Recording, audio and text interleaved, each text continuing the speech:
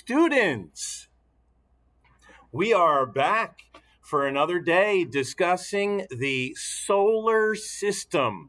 And if you recall, yesterday we talked about the various ideas of how the solar system formed and also the different objects that exist in the solar system.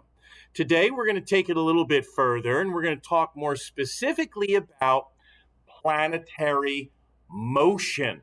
In other words, how the planets and other objects are in motion around the sun, how they do it, and why. So let's get into planetary motion.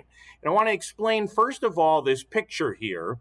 This image here shows a diagram of the position of a planet night after night after night. And it shows that relative to stars in the background that remain in the same place night after night.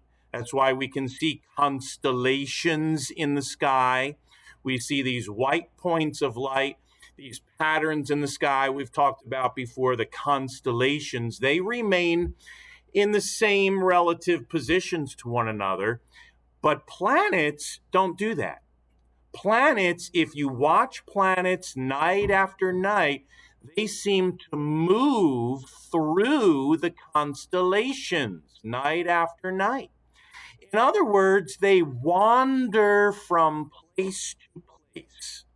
Now, it takes an observant person today with the great visibility of the sky to see this.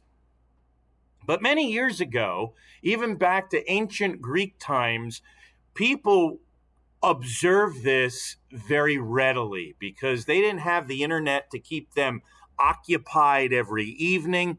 So they watched the night sky and they invented these stories, as we've talked about in the past, using the constellations. But they noticed that these brighter points of light seemed to wander through the constellations one night after the next.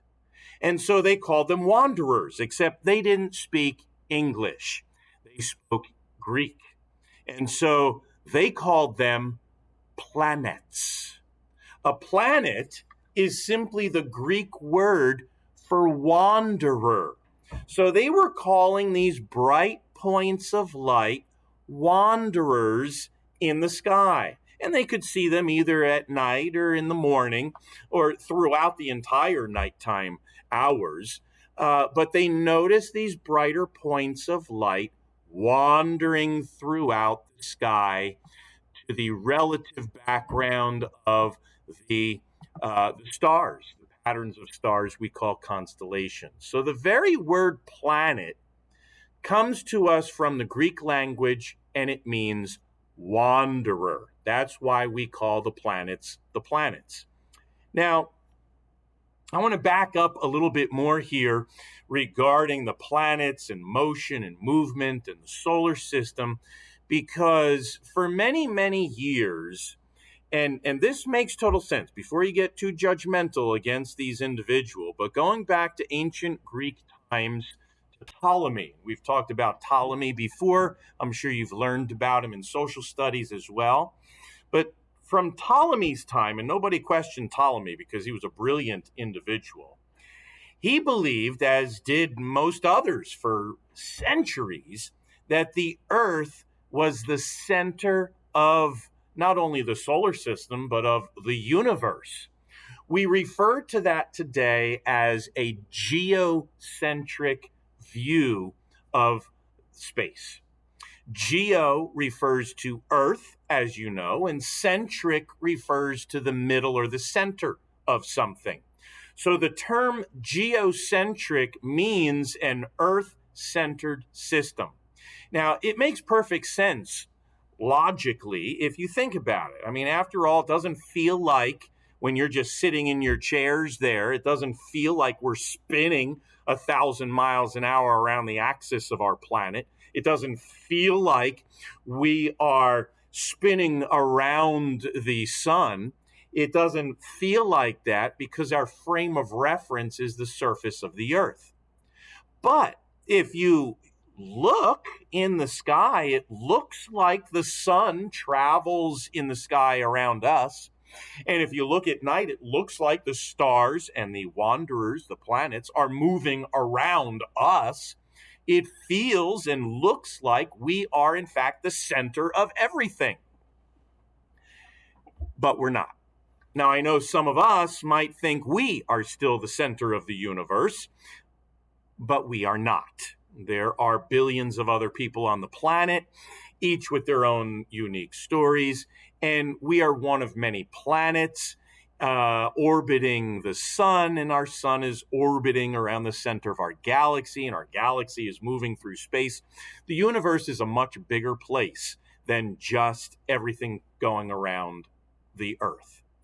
But because it was logical to assume that, scientists and philosophers in the early days, when everybody was agreeing with Ptolemy and thought, it did make sense that the Earth was the center of everything, we tried to create models or systems that would explain why it is we see what we see. And early models had the sun and the moon and the planets revolving around the Earth. As we learned more about mathematics and we learned more about geometry and we tried to make our observations fit the reality in models, we started developing these really complex models to try to explain these movements of the planets around the Earth. And the more we learned, the more complicated these models became, and the more people realized, you know what? It just can't possibly be this complicated. There's got to be a simpler solution. And so many years later, in the 1500s, someone by the name of Nicholas Copernicus came around and he offered a simpler solution.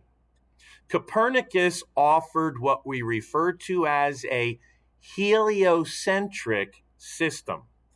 Helio refers to the sun. Centric refers to center. And so it was really Copernicus who is credited with being the first one to offer this simpler solution that the sun was really the center of our solar system, not the Earth. And all of the planets revolve around the sun. And the models that were developed to explain this made our observations fit. In other words, it didn't take too long for scientists to latch on to this heliocentric concept because it really explained our observations with much more accuracy and truthfulness, and most importantly, simplicity. This was a simple answer to very complex observations that were trying to be fit with these really bizarre models. This simple model of the sun being the center of our solar system worked almost perfectly.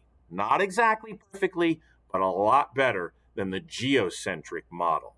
Now, why didn't it fit absolutely perfectly? Well, throughout the 15 and 1600s, we developed telescopes and instruments that allowed us to make observations of the specific orbits of planets with greater detail, which led us to make refinements to our models. So I want to talk a little bit more right now about orbit. No, not the gum orbit, although gum chewing is not permitted in the lab, but it is encouraged after mealtime because it does help to keep your teeth clean. But no, I'm talking about orbit, meaning the path that objects take moving around another object. As we know from yesterday, we have 8 primary planets that orbit around the sun: Mercury, Venus, Earth, Mars, Jupiter, Saturn, Uranus, and Neptune. We know that Pluto and many other bodies in the asteroid belt also orbit the sun in different orbital pathways.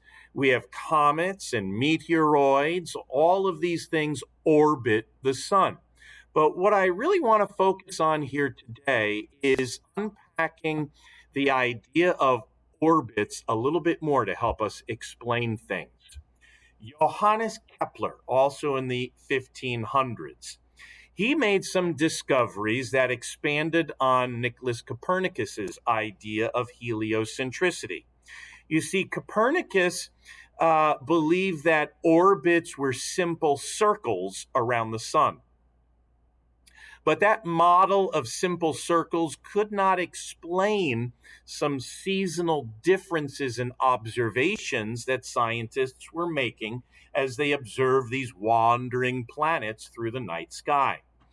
Johannes Kepler came along and he made a modification to the observations and to the idea of circular orbits because Johannes Kepler developed the idea of elliptical orbits.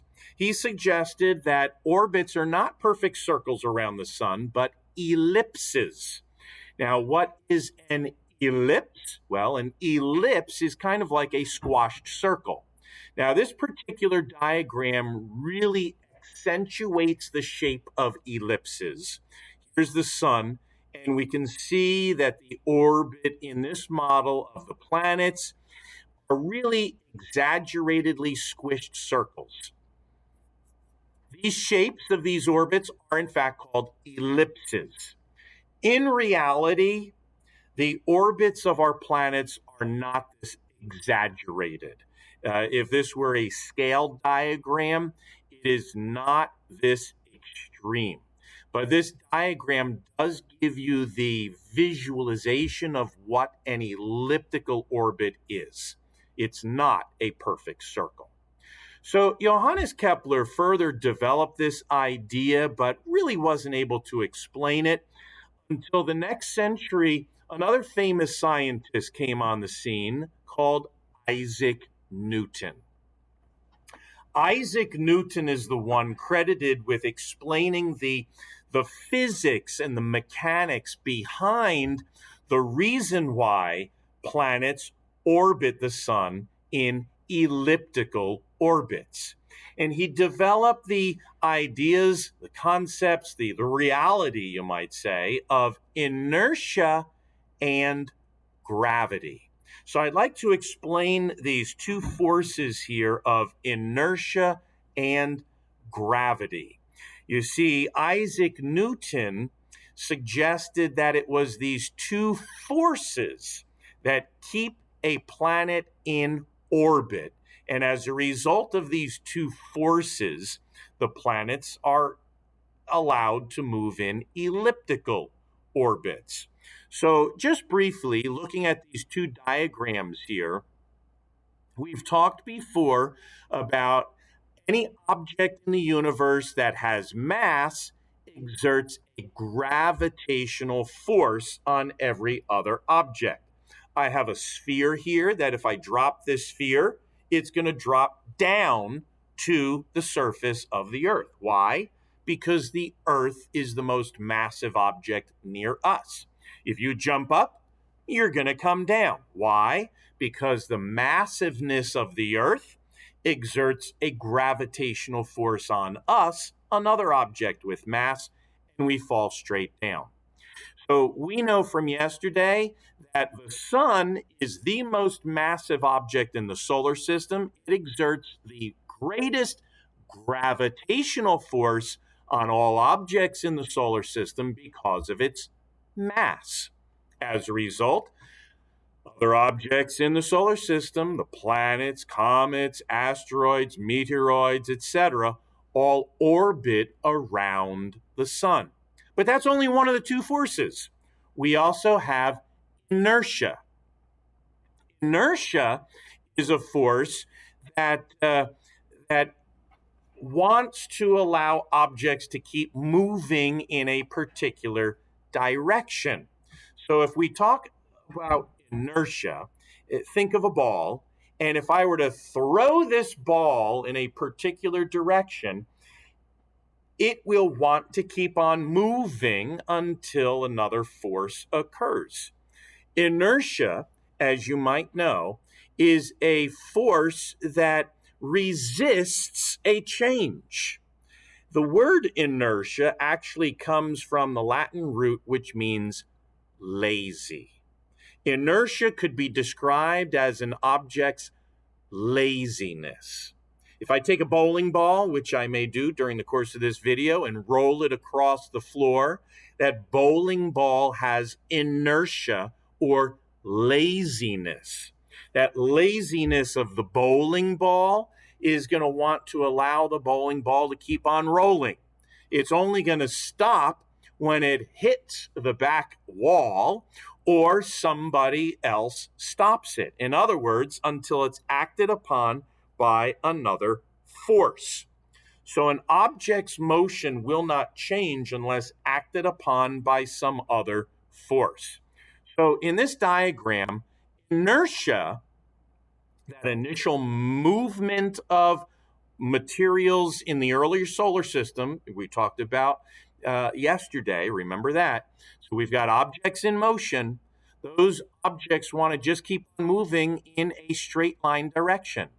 But because of gravity, that other force of attraction, those two objects moving in concert with one another, the inertial movement of the object and the gravitational pull of another object, is what allows objects to go into orbit around other objects.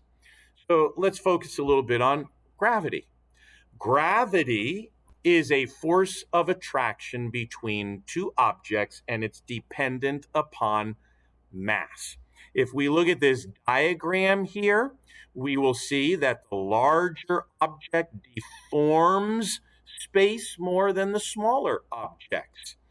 And so the larger the mass of an object, the bigger its gravitational force. The Earth is more massive than the moon. That's why the moon is in orbit around the Earth. The sun is more massive than the Earth. That's why the Earth is in orbit around the sun. So before we go on, I want to try to illustrate this with a couple of models. But first, let's write this last comment that the bigger the gravity, the bigger the weight. We weigh more on Earth than we do on the moon because the Earth is more massive. So the more massive an object, the bigger its gravitational force. The bigger its gravitational force, the more we weigh. So if you want to lose weight, but you don't want to go on a diet, just move to the moon. You will weigh less. It's true. You will weigh less on the moon, even though your mass does not change. All right, so let's try to illustrate this with a couple models. I'll demonstrate this in person to you when I see you, but let me try and demonstrate with a couple models. Here I have space, the final frontier. In fact, let me just zoom in a little bit here. Here's space, the final frontier. I have a frame here inside of which is a fabric. And you can probably see how this fabric is flexible. Well, I want to put it in an orientation here that hopefully you can see better. I'm going to try and hold it on my shoulder. I don't have sunshine on my shoulder. I have space on my shoulder. And so here we have space, and the space is on a fabric. If I were to put an object with a certain mass into space, notice what happens after it bounces around. You can see how that object goes into space. In fact, underneath, you can see how that object with a certain mass is deforming space into a little cone shape. It deforms space. So as this object moves through space, it's also moving the space around the object. Now I'm going to try and get it into the middle here, or close to it, and take another object with slightly less mass. And I'm going to move it. Let me get that bigger object into the center. I'm going to move this other object. I'm going to try to move it in a straight line. Watch what happens. Whoa. It curves, and look at that. It ends up going around the larger object. In other words, it is orbiting. Let's try this with another sized object. Hold on one moment. Let me get a really massive marble. Whew! This marble weighs like a kilogram here. Oh, and check out what it does to space. It's really, really deforming space. We've got a big cone shape in here. It's so massive, it's almost making a black hole. It's curving space so much.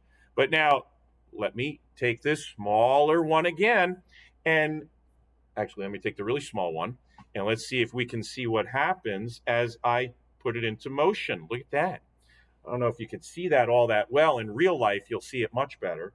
But the smaller object goes into orbit around the larger object.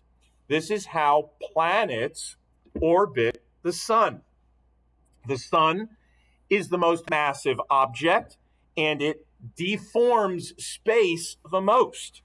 The planets and other objects are less massive, and they also deform space, but not as much as the sun. And so the larger the object, the more gravitational force there is. Now let me try and demonstrate inertia a little bit here. Okay, I have another model. It is a hollow stick with a model of the Earth on it. And the Earth is tied onto a string. The string represents the gravitational force. So the string is holding the ball towards the hollow tube. But if I put this into motion, let's see if we can see this on the screen. It's moving pretty quick. If I put it into motion, in other words, give the object some inertia, this ball, a model of the Earth, is spinning around the center, the tube. Why? Because the string is holding it together. But if I let go of the string while it's spinning around, I wonder what will happen. Woo! The ball just flew off in a straight line because of inertia. So it's these two forces that are acting with one another, gravity and inertia, that holds our planets in orbit.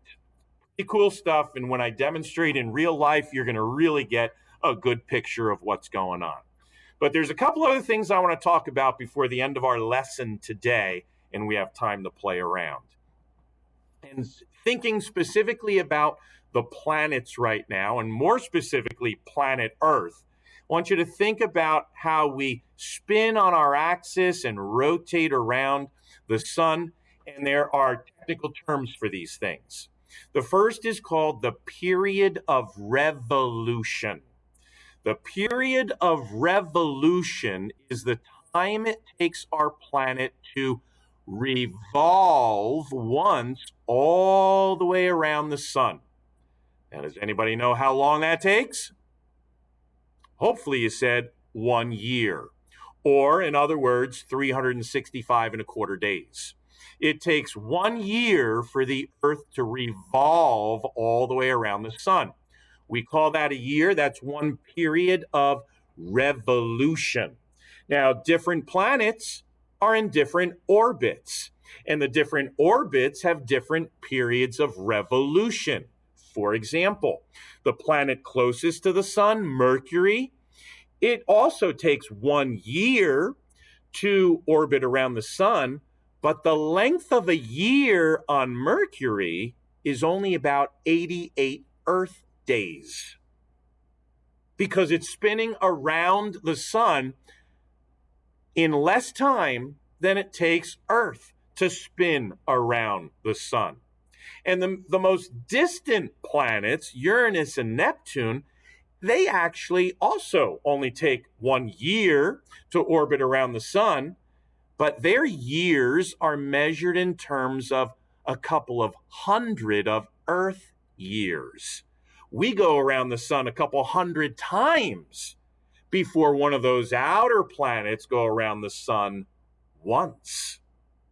So the period of revolution is dependent upon the distance away from the sun.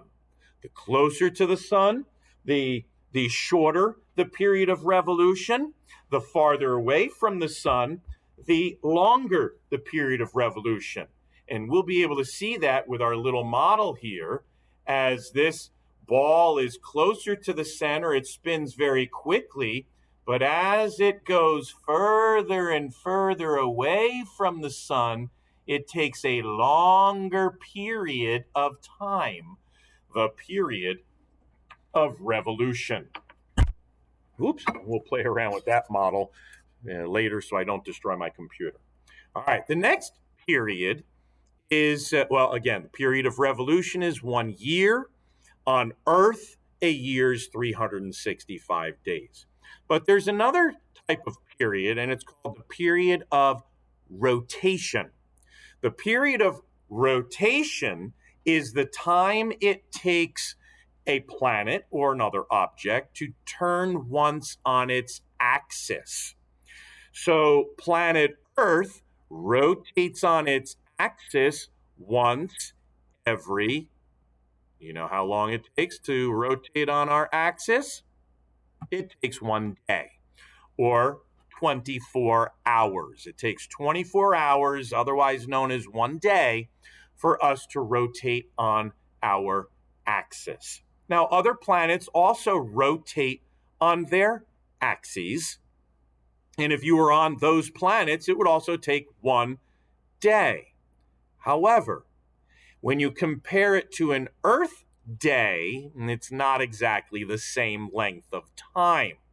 Now, if we were to go to Mars, which some people are hoping to do at some point in the near future, Mars is fairly similar to Earth in that the period of rotation on Mars, if I recall correctly, it's only about 24 and a half hours. It's very close to an Earth day. But if you were to go to Mercury, the length of a day on Mercury is actually longer than a year on Mercury. What? What does that mean? It means it actually takes longer on Mercury to rotate once on its axis than it does to revolve around the sun. That is pretty weird for us Earthlings to think about. But it certainly makes Mercury an uninhabitable planet. Way too crazy on Mercury.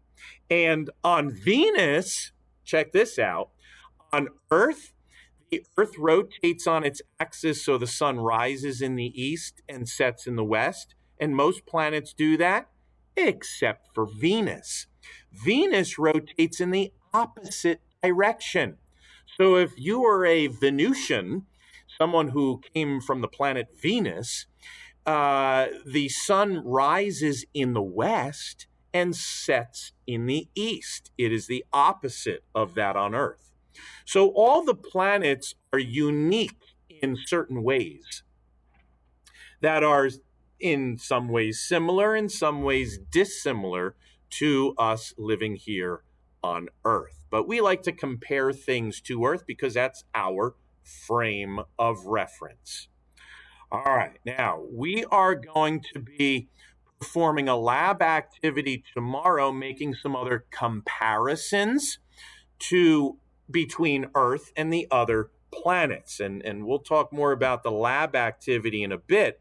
But I want to just mention one other thing before we finish up for the day. And that is how astronomers in modern days, like the last 100 years or so, have been able to make observations and discoveries of different objects in our solar system. They use a technique called a blink comparator. In the last few topics, we have used the parallax method to make some observations. When we have blinked our right eye and our left eye and gone back and forth, and we can see the apparent position of objects, even in the classroom, apparently change position based on our frame of reference with our left eye or our right eye. Well, we can have devices called blink comparators hooked up to telescopes. And these telescopes can take pictures. In years ago, they were printed pictures. Today, they're digital pictures taken with telescopes. And these pictures can be compared side by side. One image can be taken one day, another image can be taken the second day. And by having a blink comparator, whether an analog optical device like this or digitally on computers, in both cases, astronomers looking at observations from one day to the next can see wanderers in the image. And these wanderers, if you recall from the beginning of our lesson today, wanderers, the Greeks called planets. We are in constant search of other planets, dwarf planets, asteroids, meteoroids, and a variety of other wanderers in the night sky. And we can use these blink comparators to help us make those observations. So we've come full circle here in our discussion of orbits of objects in our solar system. And we'll wait until tomorrow before we get to our lab activity. And so for now, I'm going to say bye-bye.